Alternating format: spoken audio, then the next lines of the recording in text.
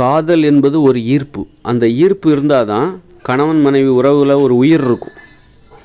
கணவன் மனைவி உறவில் ஒரு உயிர் இருக்கும்.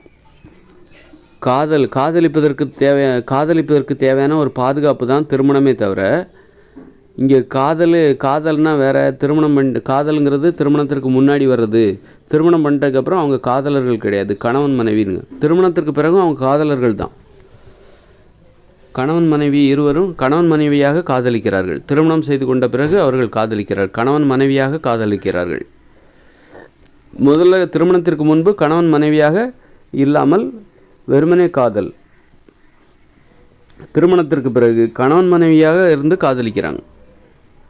ஒரு திருமணமானவர்கள் இவர்கள் காதலிப்பதற்கான பாதுகாப்பு தான் இந்த திருமணம். தொடர்ந்து வாழ்நாள் முழுவதும் காதலிப்பதற்கான ஒரு பாதுகாப்பு தான் திருமணம். அது காதல்ங்கிறது ஒரு ஈர்ப்பு. முரணான துருவங்கள் ஒன்றை ஒன்று ஈர்க்கும் அப்படிம்பாங்களா. ஆணும் பெண்ணும் முரணான இரு துருவங்கள், அவர்களுக்கு இடையில் ஒரு ஈர்ப்பு இருக்கணும். வெறும் ஆணும் பெண்ணும் என்கிற அந்த இது மட்டுமே ஈர்ப்பை கொடுத்து விடாது. பிடிச்சிருக்கணும். பிடிச்சிருக்கணும்னு சொல்கிறாங்கள, பிடித்தல். இருவரும் பிடித்தல்ங்கிறது எங்கே வரும்?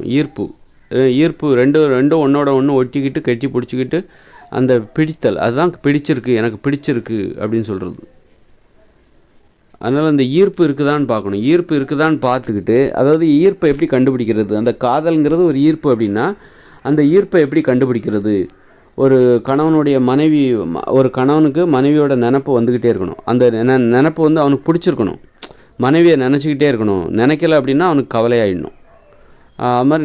அது மாதிரி ஒரு மனைவிக்கு கணவனோட நினப்பு வந்துக்கிட்டே இருக்கணும். கணவனுக்கு மனைவியோட நினப்பு வந்துக்கிட்டே இருக்கணும். தேடணும்.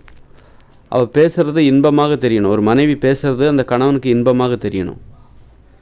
ஒரு கணவன் பேசுகிறது மனைவிக்கு இன்பமாக தெரியணும். அந்த மாதிரி பார்க்கும்போது அழகாக தெரியணும். ஒருத்தர் பார்க்கும்போது அழகாக தெரியணும். ரசிக்கணும். ஒருத்தருடைய செயல்பாட ரெண்டு பேரும் ஒருத்தர் மாற்றி ஒருத்தர் ரசிக்கணும். அதுதான் அந்த காதல் இருக்குதான்னு பார்த்து கல்யாணம் பண்ணணும். காதல் இல்லாமல் சும்மா ஆணும் பெண்ணும் சேர்த்து கல்யாணம் பண்ணி வைக்கிறீங்க. இல்லை நல்லா வேலை பார்க்குறதுக்கு நல்லா இருக்கார், பேக்ரவுண்ட் நல்லா இருக்குது, பின்புலம் குடும்பம் எல்லாமே நல்லா இருக்குது, கௌரவமான குடும்பம் அப்படின்னு சும்மா வெடி கணக்கு போட்டுக்கிட்டு கல்யாணம் பண்ணி வச்சிங்கன்னா, அவங்களுக்கு இடையில காதல் இல்லைன்னா அப்புறம் என்னவா மாறும் அப்படின்னா, ஒரு பிணத்தை கட்டி பிடிச்சிக்கிட்டு முத்தம் கொடுத்தா எப்படி இருக்கும்? காதல் இல்லாத ஒரு மனைவியை ஒரு கணவன் கட்டி பிடிச்சி முத்தம் கொடுக்குறான்னா பிணத்தை கட்டி பிடிச்சி முத்தம் கொடுக்குறதுக்கு சமானம். அதுமாதிரி காதல் இல்லாத ஒரு கணவனை கட்டி பிடிக்கிறதுங்கிறது கட்டிப்பிடிக்க அனுமதிப்பது ஒரு பிணத்தோட குடும்பம் நடத்துகிற மாதிரி தான். காதல் தான் ஒரு திருமண வாழ்க்கைக்கு உயிர். காதலிப்பதற்காகத்தான் திருமணம் என்பதே வாழ்நாள் முழுதும் காதலிக்கணும். அதற்கான பாதுகாப்பு, காதலிப்பதற்கான ஒரு பாதுகாப்பு, அதுதான் திருமண உறவு என்பது. உரிமையோடு காதலிப்பதற்கான ஒரு பாதுகாப்பு தான் திருமணம் என்கிற ஒரு நிகழ்வு. அதனால் காதல் என்பது ஒரு ஈர்ப்பு. அந்த ஈர்ப்பு இருக்குதான்னு பாரு. ஈர்ப்பு இல்லை அப்படின்னா அது பிணத்தோடு வாழ்வதற்கு, பிணத்தை கட்டிப்பிடித்து உருளுவதற்கு சமானம். அதனால் காதலை கண்டுபிடிக்க தெரியணும். எது காதல் என்று கண்டுபிடிக்க தெரிய வேண்டும். ஏன்னா காதல்னால் என்னன்னு தெரியாமல் தான் நிறைய பேர் இருக்காங்க. நிறைய பேர் அதனாலே என்ன ஆகுதுன்னா, காதல் வரும் ஆனால் அவங்களுக்கு தெரியாது. இதுதான் காதல், இது அபூர்வமானது, அரிதானது, இது அவ்வளோ ஈஸியாக கிடைக்காது அப்படின்னு அவங்களுக்கு தெரியாதா? அதை தவற விட்டுருவாங்க. இந்த வெளிக்கணக்கு போட்டுக்கிட்டு தவற விட்டுருவாங்க. காதல் இருக்குதுன்னா அதுக்காக நீங்கள் ஒழுங்க இப்போ ஒரு ஆணுக்கும் பெண்ணுக்கும் காதல் ஏற்படுகிறது என்றால் அந்த பெண் சரியாக படிக்கலைன்னா கூட பரவாயில்ல, குறைவாக படிச்சிருக்கா கூட பரவாயில்ல, எளிமையாக இருக்கா கூட பரவாயில்ல. காதல் இருக்குதுன்னா கண்டிப்பாக கல்யாணம் பண்ணலாம். காதல் இல்லையா, ஒரு பெண் என்ன தான் படிச்சிருந்தாலும் பரவாயில்ல, படிச்சிருந்தா கூட நிறைய பணம் வச்சுருக்கிறா, நிறைய நகை வச்சுருக்கா, அப்புறம் நிறைய புகழும் அவளுக்கு இருக்குது, அப்படி நிறைய திறமையும் இருக்குது, ஆனால் காதல் இல்லை அப்படின்னா அவளை கல்யாணம் பண்ணக்கூடாது. காதல் இருக்குன்னா, உனக்கு ஒரு பெண் மீது காதல் இருக்குன்னா அந்த பெண் சரியாக படிக்கலைன்னா கூட பரவாயில்ல, திறமை குறைவாக இருந்தால் கூட பரவாயில்ல, எளிமையாகவும் வாழ்ந்தால் கூட பரவாயில்ல, அவளை கல்யாணம் பண்ணிக்கலாம். வாழ்க்கை மகிழ்ச்சியாக இருக்கும். அதுபோல் ஒரு பெண்ணும் ஒரு ஆணை பார்க்கும்போது காதல் இருக்குதான்னு தான் பார்க்கணும். சும்மா வெளிக்கணக்கு போடக்கூடாது. அவன் நல்ல வேலை பார்க்குறான், வீடு இருக்குது, பின்புலம் நல்லா இருக்குது, குடும்ப பின்னணி நல்லா இருக்குது, ஆனால் காதல் என்பது இல்லை. பரவாயில்ல, குடும்ப பின்னணி இருக்குது, பணம் இருக்குது, நல்ல வேலை இருக்குது, அவனை பண்ணிக்கலாம் அப்படின்னு சொல்லிட்டு நீ காதல் இல்லாத ஒருத்தனை கல்யாணம் பண்ணுறன்னா உன்னை விட முட்டாள் வேறு. நீ ஒரு படித்த முட்டாள்னு, ரொம்ப விவரமானவன் நினச்சிக்கிட்டு இருக்கிற ஒரு முட்டாள் அப்படின்னு தான் அர்த்தம். அந்த மாதிரி தான் நிறைய பேர் காதலை தொலைச்சிருவாங்க.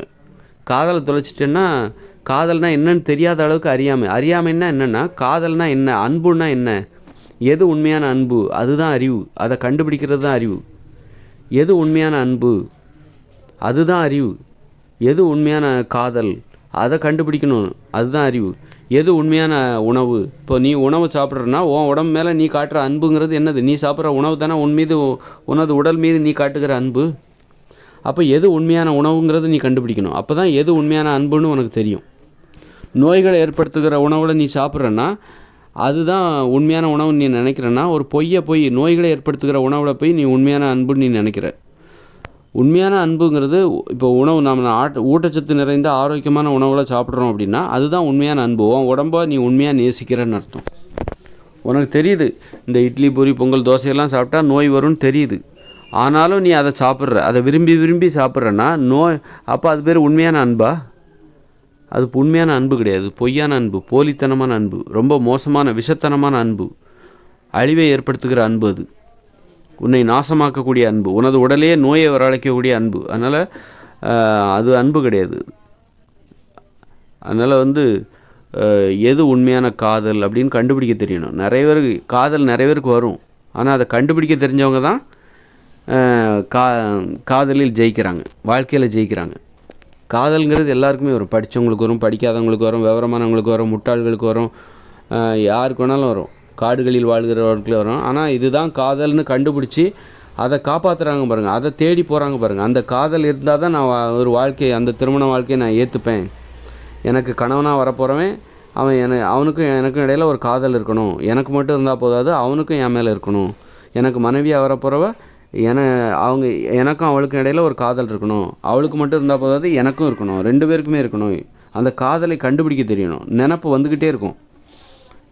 உன் மனைவி மீது உனக்கு காதல் இருந்தால் உனது மனைவியோட நினப்பு வந்துக்கிட்டே இருக்கும். உனக்கு உன் மனைவியை உன்னால் மறக்கவே முடியாது, வந்துக்கிட்டே இருக்கும். தூங்கி முழிச்சா உடனே அவன் நினப்பு தான் வரும். அதுதான் காதல். தூங்கி முழிச்சா அவன் நினப்பு வரணும். அதுமாதிரி தூங்கி முழிச்சா அவன் கணவனுடைய நினப்பு தான் வரணும். அதுதான் காதல். உன் கணவனை பற்றியே நினைக்கணும், யோசிக்கணும், சிந்திக்கணும், ஆராய்ச்சி பண்ணணும். உன் கணவனையே ஆராய்ச்சி பண்ணிகிட்டு இருக்கணும். அது மாதிரி உன் மனைவியை பற்றியே நீ ஆராய்ச்சி பண்ணணும். அவள் என்ன சொன்னா, அதுக்கு என்ன அர்த்தம், அவளை பற்றியே சிந்திக்கணும். அவளை பற்றின யோசனைகளே வந்துக்கிட்டு இருக்கணும். அவளை பற்றியே நீ பேசணும், உன் கணவனை பற்றியே நீ பேசணும். அதுதான் காதல். அதை கண்டுபிடிக்கணும். சும்மா செயற்கையாக பேச முடியாது. உன் நினப்பில் வந்தால் தான் நீ பேச முடியும். உன் பேச்சில் இருக்கிற அந்த பேச்சில் என்ன இருக்கோ அதுதான் உன் நினப்பில் இருக்குன்னு அர்த்தம். அதனால் காதல்னால் என்னன்னு கண்டுபிடிக்க தெரியணும். கண்டுபிடிச்சா தான் நீ வாழ்க்கையில் ஜெயிக்க முடியும். அதுக்கு அறிவு தேவை. உண்மையான அன்புன்னா என்ன அப்படின்னு தெரியணும். நிறைய பேர் காதலை கோட்டை விட்டவங்க, காதலுக்கு தகுதியானவங்களாக இருப்பாங்க, ஆனால் அது என்னன்னு தெரியாதனால கோட்டை விட்டவங்க நிறைய பேர் இருக்காங்க.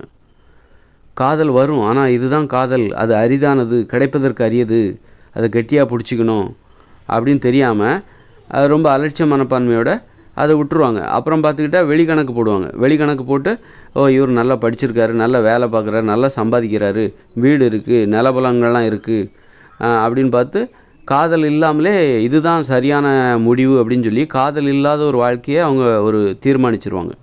காதல் இல்லாத ஒரு வாழ்க்கையை வாழ ஆரம்பிச்சிருவாங்க. அது நரகத்தில் வாழ்வது போன்றது. பிணத்தை கட்டிப்பிடித்து முத்தமிடுவது போன்றது. ஒரு பிணத்தை கட்டிப்பிடிச்சு முத்தம் கொடுத்தா எப்படி இருக்கும், அது போன்றது. காதல் இல்லாத வாழ்க்கை என்பது ஒரு பிணத்தோடு வாழ்வது போன்றது. ஏன்னா ஏன் நம்ம திருமணம் செஞ்சுக்கிறோன்னா காதலிப்பதற்காகத்தான், பாதுகாப்போடு காதலிப்பதற்காக, உரிமையோடு காதலிப்பதற்காக. அதுக்கு தான் நம்ம திருமணமே பண்ணிக்கிறோம். காதலிப்பதற்காகத்தான் திருமணமே பண்ணிக்கிறோமே தவிர காதல் வேறு திருமணம் வேறுன்னு நினைக்கிறதே முட்டாள்தனம். வாழ்நாள் முழுதும் காதலிக்கணும். திருமணம் பண்ணிக்கிட்டு இருக்க முன்னாடி என்ன பண்ணியோ அதை தான் திருமணம் பண்ணதுக்கு அப்புறமும் பண்ண போகிறேன். திருமணம் பண்ணிகிட்டு இருக்க முன்னாடி என்ன பண்ண, ரொமான்ஸ் பண்ண, கொஞ்சினா சும்மா ஊர் ஜாலியாக இருந்ததில்ல, அதைத்தான் நீ திருமணம் பண்ணதுக்கப்புறமும் பண்ண போகிற. திருமணம் பண்ணதுக்கப்புறம் குழந்தைகள் பெறுவதற்கான அனுமதி கிடைக்குது. அதுதான் வித்தியாசம். அதனால் காதல்ங்கிறது ரொம்ப முக்கியம். காதல் இல்லாத வாழ்க்கை ஆக்சிஜன் இல்லாத பூமியை போன்றது. அதனால் காதல்ங்கிறது வந்து எல்லா வயசுலேயுமே வரும். ஏன்னா இப்போ கல்யாணங்கிறது என்னது, காதலிப்பதற்கான ஒரு பாதுகாப்போடு உரிமையோடு காதலிப்பதற்கான ஒரு ஏற்பாடு. காதலை நிர்வகிக்கிறார்கள். காதலை நிர்வகிக்கிற ஒரு நிகழ்வு தான் திருமணம். வாழ்நாள் முழுதும் நீ காதலிக்க போகிற, அதுக்கு நீ திருமணம் பண்ணிவிட்டு காதலிக்க ஒரு பாதுகாப்போடு காதலிப்பதற்கான ஒரு நிகழ்வு தான் திருமணம். அப்போ திருமணங்கிறது வந்து ஒரு நிகழ்வு, அவ்வளோதான். நீ காதலிப்பதற்கான ஒரு பாதுகாப்பான ஒரு ஏற்பாடு, அவ்வளோதான். அப்போ வாழ்நாள் முழுதும் நீ காதலிக்க போகிற, அப்போ வாழ்நாள் முழுதும் உனக்கு காதலுங்கிறது வரும். நீ ஒரு வயசானா கூட முதுமையில் கூட 100 வயசானாலும் சரி, 120 வயசானாலும் சரி, உனக்கு காதலுங்கிறது உனக்கு எப்போவுமே இருக்குது. காதலுங்கிறது உனக்கு தேவையாக இருக்குது. அது ஒரு தேவை. அந்த தேவையை வந்து பூர்த்தி பண்ணணும். அப்போ தான் மக்கள் மகிழ்ச்சியாக, காதல் இல்லாமல் நீ மகிழ்ச்சியாக வாழவே முடியாது. காதல் என்பது இருக்கணும் கண்டிப்பாக. அது இல்லாமல் நீ மகிழ்ச்சியாக வாழ முடியாது. எல்லா வயசுலேயும் காதல் என்பது உண்டு. காதல் இருக்குதுன்னா அது வயசு வித்தியாசம் கூட பார்க்க தேவையில்ல. காதல் இருக்குதுன்னா உனக்கு உன்னோட 10 வயசு மேலான ஒரு பெண்கிட்ட கூட ஒரு ஆணுக்கு காதல் வருது அப்படின்னா அந்த காதலை பிடிச்சிக்கோ, அது கெட்டியாக பிடிச்சிக்கோ. உன்னோட 15 வயசு பெரிய ஒரு பெண்ணிடம் கூட உனக்கு காதல் வருது அப்படின்னா காதல் என்பது அரிதானது. அதனால் அதை கெட்டியாக பிடிச்சிக்கோ, அதை தவற விட்டுறாத. காதல் வருது அப்படின்னா நீ தனியாக இருக்கிறன்னா அவங்கள கூட நீ கல்யாணம் பண்ணிக்கோ. அதே மாதிரி உன்னோட ஒரு சின்ன பையன்கிட்ட கூட சின்ன பையனா ஒரு 20 வயசு பையன்கிட்ட ஒரு 30 வயசு பொண்ணுக்கு காதல் வருது அப்படின்னா காதல் என்பது அரிதானது. அதனால் அதை தவற விடாத, அது அவ்வளோ ஈஸியாக கிடைக்காது. அதனால் வயசு வித்தியாசம் மாதிரி அந்த படிப்பு வித்தியாசம் இதெல்லாம் வந்து காதல் தான் பெருசு. படிப்பு ஏற்றத்தாழ்வு, வயசு ஏற்றத்தாழ்வு, இதையெல்லாம் விட காதலுக்கு நீ முக்கியத்துவம் கொடு. காதலுங்கிறது அவ்வளோ ஈஸியாக கிடைக்காது. காதல்னால் என்னன்னு தெரிஞ்சுக்கோ. காதல் என்பது அரிதானது என்பதை தெரிந்து கொள்.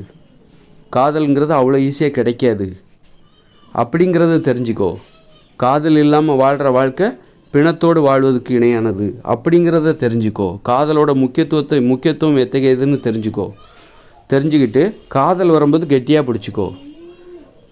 காதல் என்பது ஒரு கடலில் தத்தளிச்சுக்கிட்டு இருக்கிறவனுக்கு ஒரு போட்டு வந்துச்சுன்னா எப்படி இருக்கும்? ஒரு கப்பல் ஒன்று வருது, நீ கடலில் தத்தளிச்சுக்கிட்டு இருக்கிற, உனக்கு ஒரு கப்பல் கடலில் நீந்துவதற்கு, கடலை கடப்பதற்கு உனக்கு பயன்படுகிற கப்பல் தான் காதல். கடலை கடப்பதற்கு உனக்கு பயன்படுகிற கப்பல் தான் காதல். இல்லைன்னா எவ்வளோ காலத்துக்கு தான் நீ நீச்சல் அடிப்ப? காதல் இல்லாமல் நீ இருந்தால் கடலில் தனியாக நீச்சல் அடிப்பதற்கு சமானம். நடுக்கடலில் எவ்வளோ தூரத்துக்கு தான் நீச்சல் அடிப்ப? அதனால் வந்து ஒரு காதல்னால் என்ன, அதோட முக்கியத்துவம்னா என்ன, அதை எப்படியெல்லாம் வந்தால் ஏற்றுக்கணும், இப்படித்தான் இருக்கணும் எனக்கு காதல் அப்படின்னு நீ அதுக்கு நிபந்தனை போடாத, பெருசாக நிபந்தனை போடாத. காதலுக்காக நீ நிபந்தனைகளை தளர்த்தலாம். காதலுக்காக நீ நிபந்தனைகளை தளர்த்தி விடு. நிபந்தனைகள் போட்டு காதலை இழந்து விடாதே. நிபந்தனைகள் போட்டு நிபந்தனைகளை விதித்து நீ காதலை இழந்து விடாதே, தவற விட்டுறாத, கோட்டை விட்டுறாத. காதலை இழந்தான் பாருங்க, அவன் தான் முட்டாள், அவங்க தான் முட்டாள். யாரெல்லாம் காதலை கோட்டை விட்டாங்களோ அவங்க தான் முட்டாள். காதலுக்காக அழகை கூட கொஞ்சம் தளர்த்திக்கலாம். இல்லை எனக்கு ஈக்குவலாக இல்லை, ஆனால் காதல் இருக்குது, எனக்கு ஈக்குவலாக இல்லை, என் அழகுக்கு இணையாக இல்லை அப்படின்னு நீ வந்து, அதாவது காதலுக்காக நீ எதையெல்லாம் தளர்த்தலாம் அப்படின்னா, ஒரு படிப்பு என்ன இல்லை குறைவாக தான் படிச்சிருக்காப்புல அந்த பையன் வந்து குறைவாக தான் படிச்சிருக்கான், நான் அதிகமாக படிச்சிருக்கேன் அப்படின்னா கூட, ஆனால் எங்கள் 2 பேத்துக்குள்ளே ஒரு காதல் இருக்குது அப்படின்னா அந்த காதலுக்காக இந்த படிப்பு ஏற்றத்தாழ்வு அதெல்லாம் நீ பின்னுக்கு தள்ளிடு. இல்லை நான் ஏழ்மையாக இருக்கேன், அவன் வந்து வசதியாக இருக்கிறான், அதெல்லாம் ஆனால் எங்கள் 2 பேத்துக்குள்ளே காதல் இருக்குது. காதலுக்காக இந்த பொருளாதார ஏற்றத்தாழ்வுகளை புறக்கணித்து விடு. காதலுக்கு மட்டுமே முக்கியத்துவம் கொடு. வயசு ஏற்றத்தாழ்வு, எனக்கு வயசு அதிகம், அந்த பையனுக்கு வயசு வந்து 10 வயசு என்னோட கம்மி, ஆனால் எங்கள் 2 பேத்துக்குள்ளே காதல் இருக்குது அப்படின்னா அந்த காதலுக்கு முக்கியத்துவம் கொடு. வயசை தள்ளி வச்சிரு. அது மாதிரி அழகில் கூட ஒரு ஏற்றத்தாழ்வு இருக்கும். அந்த பொண்ணு வந்து வயசு கொஞ்சம் அழகு கொஞ்சம் கம்மியாக இருக்கா, நான் கொஞ்சம் அழகு அதிகமாக இருக்கேன், ஆனால் எங்கள் 2 பேத்துக்குள்ளே ஒரு காதல் இருக்குது, ஒரு ஈர்ப்பு இருக்குது அப்படின்னா நீ அந்த காதலுக்கு தான் முக்கியத்துவம் கொடுக்கணும். அந்த அழகை புறக்கணிச்சிரு. அழகுனால் ஏற்படுகிற அந்த ஏற்றத்தாழ்வு இருக்குல்ல, அதை புறக்கணிச்சிரு. அல்லது வந்து அந்த பையன் என்னோட அழகு கம்மியாக இருக்கான், நான் ரொம்ப அழகாக இருக்கேன், ரொம்ப ஃபேராக இருக்கேன், ரொம்ப அழகாக இருக்கேன் நான் ஆனால் அந்த பையன் கொஞ்சம் அழகு கம்மியாக இருக்கான். ஆனால் எங்கள் ரெண்டுத்துக்குள்ளே அற்புதமான ஒரு காதல் ஈர்ப்புங்கிறது இருக்குது அப்படின்னா நீ அந்த காதலுக்கு தான் முக்கியத்துவம் கொடுக்கணும். இந்த அழகினால் ஏற்படுகிற அந்த வேறுபாடுகளுக்கு முக்கியத்துவம் கொடுக்காத. ஏன்னா காதல் என்பது அரிதானது, அவ்வளோ ஈஸியாக கிடைக்காது, போனால் வராது. அதனால் காதலில் நீ விழிப்பாக இருக்கணும். அதுதான் விழிப்புணர்வு. கெட்டியாக பிடிச்சிக்கோ. காதலுங்கிற அதை பிடிக்கணும், கெட்டியாக பிடிச்சி அதை பாதுகாக்கணும், அதை இழந்துடக்கூடாது நீ. அப்போ அந்த காதலை கோட்டை விடுறான் பாருங்கள், படிப்பை காரணம் காட்டி காதலை புறக்கணிக்கிறான் பாருங்கள். படிப்பில் பொருத்தம் இல்லை, வசதியில் பொருத்தம் இல்லை, அழகில் பொருத்தம் இல்லை, வயசில் பொருத்தம் இல்லை அப்படின்னு சொல்லி காதலை புறக்கணிக்கிறான் பாருங்கள். அரிதான அந்த காதலை புறக்கணிக்கிறான் பாருங்கள். காதல் இல்லாமல் அப்புறம் ஒரு வாழ்க்கையை அமைச்சிக்கிறாங்க பாருங்கள். அவங்க தான் முட்டாள். யார் முட்டாள்னா காதலை தொலைத்தவர்கள் தான் முட்டாள்கள். காதலை தவற விட்டவர்கள், காதலை தேடாதவர்கள், காதல்னால் என்னன்னு தெரியாதவங்க, அவங்க தான் முட்டாள். ஏன்னா காதல் மட்டும் கிடச்சிச்சின்னா எல்லாமே கிடச்சிரும். உனக்கு ஆரோக்கியம் கிடச்சிரும், மகிழ்ச்சி கிடச்சிரும். வாழ்க்கையை அனுபவிப்பதற்கு காதல் என்பது தேவை. அதனால் காதல்ங்கிறது சும்மா கிடையாது. அதுக்கு இணை எதுவுமே கிடையாது. காதலுக்கு இணை எதுவுமே கிடையாது. அது மாதிரி அவங்க வேறு மதம், நான் வேறு மதம், ஆனால் எங்கள் ரெண்டு பேத்துக்குள்ளே ஒரு காதல் இருக்குது. அந்த பையன் வேறு மதம், நான் வேறு மதம், ஆனால் எங்கள் ரெண்டு பேத்துக்குள்ளே ஒரு காதல் இருக்குது அப்படின்னா அந்த காதலுக்கு முக்கியத்துவம் கொடுத்து மதத்தை தூக்கி குப்பையில் போட்டுருங்க. அந்த காதலுக்கு தான் முக்கியத்துவம் கொடுங்க. ஏன்னா காதல் என்பது அரிதானது, கிடைப்பதற்கு அவ்வளோ ஈஸியாக கிடைக்காது. அது மாதிரி சாதி வேற்றது. அவங்க வேறு சாதி, நாங்கள் இந்த சாதி, அவங்க வேறு சாதி, நான் இந்த சாதி, ஆனால் எங்கள் ரெண்டு பேத்துக்குள்ளே ஒரு காதல் இருக்குது, ஒரு ஈர்ப்பு இருக்குது அப்படின்னா சாதியை தூக்கி நீங்கள் தூர போட்டுருங்க, ஓரமாக வச்சுருங்க. அந்த காதலுக்கு முக்கியத்துவம் கொடுங்க. இந்த மாதிரி காதலுக்காக நீங்கள் எதையெல்லாம் தூர போடணும், எதையெல்லாம் புறக்கணிக்கணும் அப்படிங்கிறத தெளிவாக தெரிஞ்சுக்கணும். அவ்வளோ ஈஸியாக காதல் கிடைக்காது. அதனால் காதல் வரும்போது அதை கெட்டியாக பிடிச்சிக்கோங்க. அந்த காதலுக்காக எதையெல்லாம் நீங்கள் புறக்கணிக்கணும், எதையெல்லாம் முக்கியமாக நினைக்கக்கூடாது, எதையெல்லாம் காதல் தான் உங்களுக்கு பெரிதாக இருக்கணும் அப்படிங்கிறது. அதுதான் விழிப்புணர்வு, அதுதான் அறிவு, அதுதான் தெளிவு. அது மாதிரி மொழி தெரியாது, மொழி தெரியலனோட காதல் வரும். அதனால் காதலுக்கு மொழியெல்லாம் கிடையாது. அப்படி இருக்கும்போது மொழி தெரியாமல் கூட நீங்கள் காதலிக்கலாம். அப்புறம் யாருடைய மொழியாவது கற்றுக்கலாம். நீங்கள் காதலியோட காதலி பேசுகிற மொழியை காதலன் கற்றுக்கலாம். யாராவது ஒரு முயற்சி எடுத்து ஒருவர் தெளிவாக புரிந்து கொள்வதற்கு நீங்கள் மொழியை கற்றுக்கொள்ளலாம். காதலுக்கு தான் முக்கியத்துவம் கொடுக்கணும். மொழி வேற்றுமைக்கு உங்களுக்கு எதுவுமே உங்களை தடுக்கக்கூடாது. காதலுக்கு தடையாக எதுவுமே இருக்கக்கூடாது. காதல் அந்த அளவுக்கு அரிதானது, கிடைப்பதற்கு அரியது. அதனால் வரும்போது அதை கெட்டியாக பிடிச்சிக்கணும்.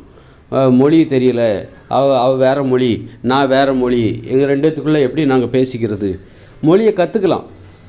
அது மாதிரி இப்போ அவளுக்கு எனக்கு காதல் இருக்குது, ஆனால் படிப்பு குறைவாக இருக்குது, அல்லது அவனுக்கு எனக்கும் காதல் இருக்குது, அவன் படிப்பு கம்மியாக இருக்குது அப்படின்னா படிப்புங்கிறது படிச்சுக்கலாம். அது வளர்த்து கொள்ளக்கூடிய திறமை. அது மாதிரி மொழி என்பது கற்றுக்கொள்ளலாம். அதனால் காதல் என்பது இயற்கையாகவே கிடைக்கக்கூடிய இயற்கையான விஷயம். நாமளாக ஏற்படுத்திக்க முடியாது. நாம் திட்டமிட்டெல்லாம் நம்ம அதை உருவாக்க முடியாது. சட்டிப்பானை செய்கிற மாதிரி காதலை செய்ய முடியாது. அதனால் இப்போ அது மாதிரி வேறு நாடு, அவங்க வேறு நாடு, நாங்கள் இந்தியா, அவங்க பாகிஸ்தான், நாங்கள் எப்படி காதலிக்க முடியும்? அவங்க பாலஸ்தீனம், நாங்கள் இஸ்ரேல், நாங்கள் எப்படி காதலிக்க முடியும்? அவங்க ரஷ்யா, நாங்கள் உக்ரைன், அந்த பொண்ணு ரஷ்யா, நான் உக்ரைன், எப்படி காதலிக்க முடியும்? காதலுக்காக இந்த நாடு என்கிற ஏற்றத்தாழ்வுகளை, அந்த வேறுபாடுகளை கலைந்து விடு, அதை தள்ளி வச்சிரு. காதலுக்கு எது தடையாக இருந்தாலும் அந்த காதலுக்கு நீ முக்கியத்துவம் கொடு. எது தடையாக இருக்கிறதோ அந்த தடையை நீ தகர்த்தெறி.